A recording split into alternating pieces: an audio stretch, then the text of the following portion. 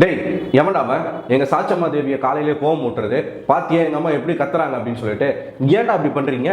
என்னதான்டா உங்களுக்கு பிரச்சனை? ஏன்டா ஒரு மகாராணிக்கான ஒரு மட்டு மரியாதை வேணாமா? இதை தட்டி கேட்கறதுக்கு ஒரு ஆள் இல்லையா? வருவாரா இருறா எங்க விஜயஸ் இந்த வீக்கெண்ட்ல வந்து உங்களுக்கு எல்லாம் வந்து வச்சு செய்ய போறாரு. ஏன்னா சும்மா சும்மா வந்து ஒரு பொண்ணை வந்து ட்ரிகர் பண்ணிக்கிட்டே இருந்தா என்ன சொல்றது? என்ன பண்றது? பாவம் இல்ல அந்த பொண்ணு பயங்கரமா பாத்தீங்கன்னா அந்த பொண்ணு வந்து கத்துது. ஆனா எனக்கு தெரிஞ்சுங்க இப்பதான் முதல் முறையா ராணி வேஷம் போட்டதுக்கு ஒரு விஷயத்த சாச்சனா பண்ணியிருக்கு. அதாவது ராணியோடைய சிம்மாசனத்துல சௌந்தர்யா உட்காந்து சாப்பாடு சாப்பிட்றதுலாம் வந்து இங்கதான் நடக்குது. அதை வந்து யாருமே கேட்கல, அவ்வளோ கேஷுவலா இருக்கிறாங்க. ஓகே, அது வந்து ஒரு சம்பவம், ஒரு சின்ன ஒரு விஷயம். இந்த ரெண்டாவது ப்ரோமோ பார்த்தீங்கன்னா அந்த பல்லக்கை வச்சு தான் இன்னைக்கு மொத்த எபிசோட ஓட போகுதுன்றது நல்லாவே தெரியுது. பல்லக்க ஆண்கள் எடுத்துட்டு போயிட்டு பயங்கரமா வந்து பொண்ணுங்களை போட்டு ட்ரிகர் பண்ணிக்கிட்டு இருக்காங்க. இதுல ஒரு ராணியா இருந்து இப்போதான் ஒரு கரெக்டான ஒரு வார்த்தையை பேசியிருக்காங்க. ஒரு கோவம், இந்த கோவம் சாச்சனாவின் கோவம் வந்து நியாயமான கோவம் தான். ஆனா இதை முன்னாடி நாள்ல இருந்து பண்ணியிருக்கோம்.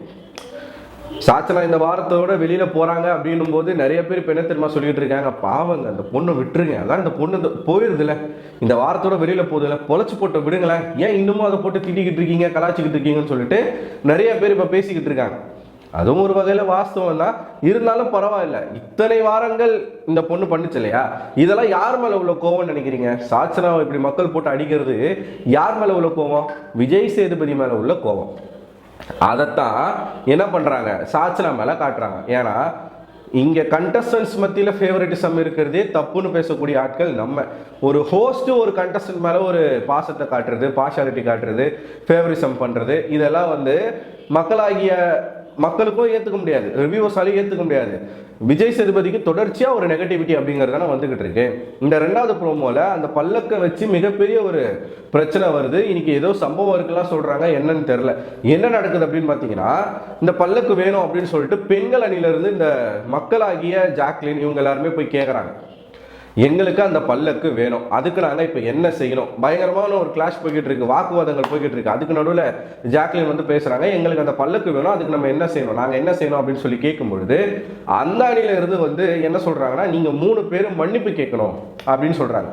எனக்கு என்ன புரியலன்னா, எல்லாத்துக்கும் மன்னிப்பு கேட்கணும் அப்படிங்கிற ஒரு விஷயத்தை ஏன் ஆண்கள் எதிர்பார்க்குறாங்க? பேசிக்காவே எதனா ஒரு விஷயம் பண்ணா மன்னிப்பு கேளுங்க, எங்ககிட்ட மன்னிப்பு கேளு. அதாவது அந்த மன்னிப்பு எப்படி இருக்குன்னா, நீ வந்து பெக் பண்ணி என்கிட்ட மன்னிச்சிருன்னு கேளு, நான் உனக்கு போனா போது நான் விட்டு கொடுக்குறேன் அப்படின்ற ஒரு மைண்ட் செட்டுக்கு ஆண்கள் வந்துட்டாங்க.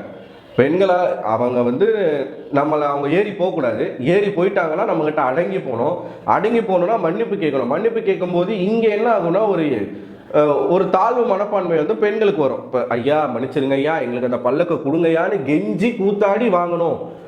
பரவாயில்ல இந்தா கொடு, இந்த சாரி கேட்டா தூக்கி போடு, அது நமக்கு தேவையில்லை அப்படின்ற ஒரு விஷயம், ஒரு கர்வம் வந்து ஆண்களுக்கு வரணும். இதான் ஈகோன்றது, இதான் சாவனிசம், மேல் சாவனிசம். எதுக்கு மன்னிப்பு கேட்கணும்? எல்லாத்துக்கும் மன்னிப்பு கேட்கணும். நேற்று சௌந்தர்யா உள்ள வந்ததுக்கு மன்னிப்பு கேட்கணும். அதை வந்து அந்த நாட்டை புகழ்ந்து பேசணும் அப்படின்னு சொல்லும் போது சௌந்தர்யா முடியாதுன்னு சொல்லிட்டு வந்துட்டாங்க. ஸோ இப்படி ரிப்பீட்டடா ஆண்கள் ஒரே விஷயத்தை தான் பிடிச்சிக்கிறாங்க. தப்பு பண்ணிட்டியா, என்னை மதிக்கலை, என்னை மீறி நீ ஒரு விஷயம் பண்ணிட்ட, நீ எனக்கு அடங்கி தான் இருக்கணும், நீ என்னை தாண்டி போகக்கூடாது, போயிட்ட, இப்போ நான் என்ன பண்ணோம், மன்னிப்பு கேளு, என் காலில் உழு. ஜாக்லின் கரெக்டாக கேட்டாங்க, சூப்பராக கேட்டாங்க. அந்த சைடில் மன்னிப்பு கேளுங்க அப்படின்னு சொல்லி சத்யாவும் பேசுகிறாப்புல. அப்போ வந்து சாச்சனா அந்த இடத்துல அப்போ தான் கோவப்படுறாங்க, நியாயமான கோவம். இந்த ஒரு விஷயத்தில் நான் சாச்சனாவை பாராட்டுறேன். இந்த ஒரு ஆட்டிடியூட், ராணி அப்படிங்கிற அந்த ஆட்டிடியூட் வந்து இருந்திருக்கணும். சாச்சனாவாக இருந்தது தான் தப்பு. ராணியாவே சாச்சனா இருந்திருந்தாங்கன்னா மேபி நல்லா இருந்திருக்கும் இந்த டாஸ்க். சாச்சனா வந்து என்ன சொல்றாங்கன்னா, மன்னிப்பு யாரும் கேட்கக்கூடாது, புரியுதா அப்படின்னு சொல்லி எல்லாருமே கூப்பிட்டு சொல்றாங்க. யாரும் மன்னிப்பு கேட்கக்கூடாது. மன்னிப்பு கேட்டு தான் கடைசியில் ஜாக்லின் வந்து அங்கே போய் கத்துறாங்க, எதுக்கு மன்னிப்பு கேட்கணும், எங்களால் யாராலையும் மன்னிப்பு கேட்க முடியாது, என்ன எல்லாத்துக்கும் உங்களுக்கு மன்னிப்பு கேட்கணுமா, உங்கள் காலிலே விழுந்து கிடக்கணுமா எல்லாத்துக்கும் அப்படின்ற மாதிரி ஜாக்லின் கேட்குறாங்க. தரமான கேள்வி. ஆண்கள் கிட்ட இந்த கேள்வி வந்து கேட்க வேண்டிய கேள்விதான். நீங்க தொடர்ச்சியா பாருங்க, என்னைக்கு எந்த டாஸ்க் நடந்தாலும் விதிமீறினாங்கன்னா மன்னிப்பு கேளுங்க. முத்துக்குமரனும் அங்கதான் இருக்கிறாப்புல. முத்துக்குமரன் எனக்கு என்ன புரியலன்னா, ஒரு 10 விஷயம் செய்யறாரு, அது ஒரு 5 விஷயம் நல்லா இருக்கு, ஒரு 5 விஷயம் தப்பா இருக்கு. அந்த 5 விஷயம் நம்ம தப்பு அப்படின்னு நம்ம சொல்லும் போது முத்துவுடைய ரசிகர்கள் வந்து கோவப்படுறாங்க. இப்ப என்னன்னா, ரசிகர்கள் அப்படின்ற ஒரு பார்வையில அவங்களுக்கு வந்து அந்த தவறான விஷயங்கள்லாம் பார்க்கறதே கிடையாது, அவங்க கண்ணுக்கு அது தெரியறதே கிடையாது. அவன் கேமை நல்லா விளையாடுறான், கேமை மட்டுமே இங்க வந்து விஷயம் கிடையாது. பர்சனாலிட்டி அவன் எப்படி இருக்கான்றதும் ஒரு மேட்ரு தான், அதை கன்சிடரே பண்ண கிடையாது. கேம் எதுக்கு மன்னிப்பு கேட்கணும், எனக்கு அந்த லாஜிக்கே புரியல. ஒரு விஷயம் பண்றாங்க அப்படின்னு ஒரு டாஸ்க், அதுல வந்து ஆக்சுவலா பெண்களுக்கு அதுல உரிமை இருக்கு. பிக் பாஸ் சொல்லியிருக்கிறாரு, ஆஸ் பர் த ரூலே அவங்க கொடுத்து தான் ஆகணும், நீங்க பயன்படுத்திட்ட பிறகு அவங்களுக்கு கொடுக்கணும். ஆனா கொடுக்க மாட்டேன் அப்படின்னு சொல்லும்போது அங்கே ஒரு வாக்குவாதங்கள் வருது. அந்த வாக்குவாதம் முடிந்த பிறகு எங்களுக்கு வேணும் அப்படின்னு கேட்டால் மன்னிப்பு கேள்வி கொடுக்குறேன் அப்படின்றது பெண்களை என்றைக்குமே நம்ம அடக்கியே வச்சிருக்கணுன்ற மாதிரியான ஒரு மைண்ட் செட்டில் தான் ஆண்கள் இருக்காங்க. குறிப்பாக தீபக்கா இருக்கட்டும், அந்த சைடு ராயனுக்கு வந்து அந்த ராஜகுரு கிட்ட கொடுத்தாலும் கொடுத்தாங்க, ஓவராக அடிக்கிட்டு இருக்காப்புல. இப்படி நடக்குதா?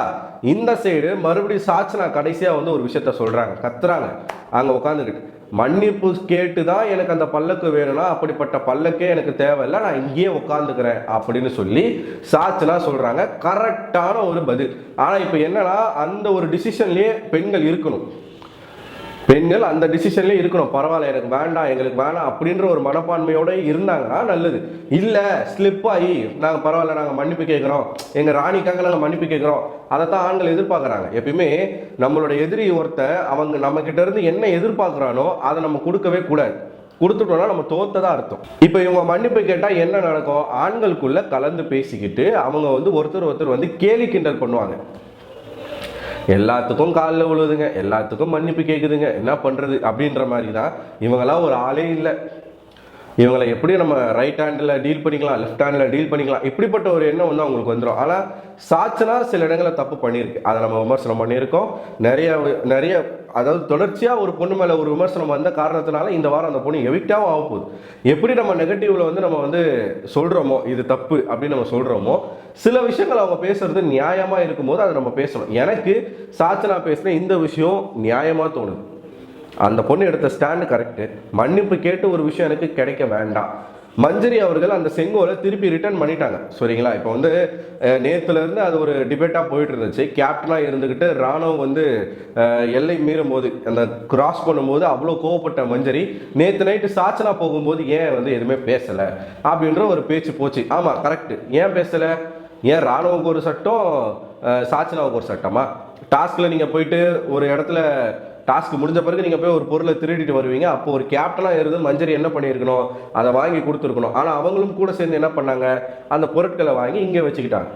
இப்படி ஒரு பேச்சு இருந்துச்சு.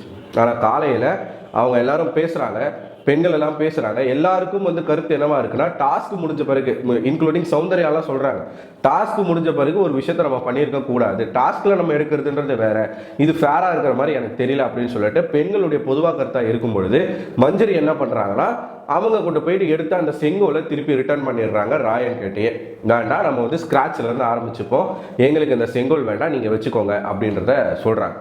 ஸோ இன்னைக்கு மறுபடியும் 0லேருந்து ஆரம்பிக்கிறாங்க பெண்கள். ஏற்கனவே ஆண்கள் வந்து அந்த பெரிய சிம்மாசனத்தை பிடிக்கிறதுக்கான 5 படிகளில் 2 படிகளை சக்ஸஸ்ஃபுல்லாக கிளியர் பண்ணி வச்சிருக்காங்க, லீடிங்கில் இருக்காங்க. அடுத்த வரக்கூடிய 3 படிகளை பெண்கள் கண்டினியூஸாக வின் பண்ணால் மட்டும்தான் அந்த அரியணை அப்படிங்கிறது பெண்களுக்கு கிடைக்கும்.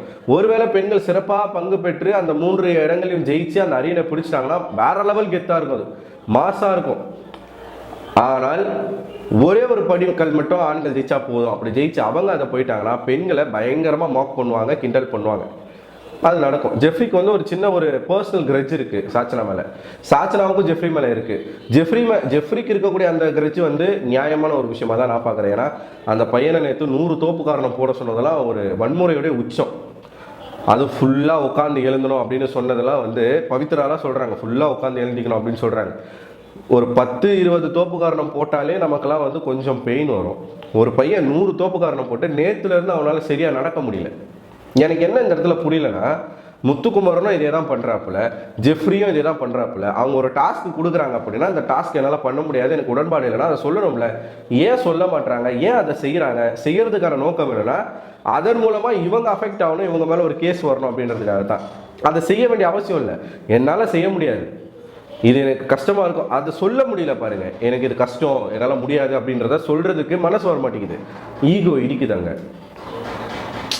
ஒரு பொண்ணு எனக்கு ஒரு டாஸ்க் கொடுத்து அதை செய்ய முடியாதுன்னு நான் சொன்னேன்னா அதுக்கு எனக்கு அசிங்கம் தானே அப்படின்ற ஒரு எண்ணம் இருக்கக்கூடாது. முடியலைன்னா முடியலன்னு சொல்லுங்கள். ஏன்னா நீங்கள் நல்லா இருந்தால் தான் அடுத்தடுத்த டாஸ்க் உங்களால் விளையாட முடியும். நம்ம ஒன்றும் சூப்பர்மேன் கிடையாது, எல்லாத்துக்கும் எல்லாமே என்னால் முடியும் நம்ம சொல்கிறது. நம்ம சாதாரண மனுஷங்கள். முடியலைன்னா முடியலன்னு சொல்கிறதுல தப்பு இல்லை. ஸோ இந்த ரெண்டாவது ப்ரோமோ என்னை பொறுத்த வரைக்கும் சாச்சனா இந்த விஷயத்தில் பேசியிருக்கிற முடிவு ஸ்டாண்ட் எல்லாமே கரெக்டாக தான் எனக்கு தோணுது. உங்களோட கருத்துன்றதை கமெண்ட் பாக்ஸில் கமெண்ட் பண்ணுங்கள். ஆண்கள் தொடர்ச்சியாக இந்த மென்டாலிட்டியிலேருந்து வெளியில் வரணும். எல்லாத்துக்கும் மன்னிப்பு கேளுங்கன்னு சொல்கிறத ஆண்கள் வந்து பண்ணக்கூடாது. நீங்கள் என்ன நினைக்கிறீங்க? உங்களோட கருத்துக்களை கமெண்ட் பாக்ஸில் போஸ்ட் பண்ணுங்கள். அடுத்த ஒரு வீடியோவில் உங்களை சந்திக்கிறேன். அதுவரை உங்களிடம் விடைபெறுவது நான் அரவிந்தன்.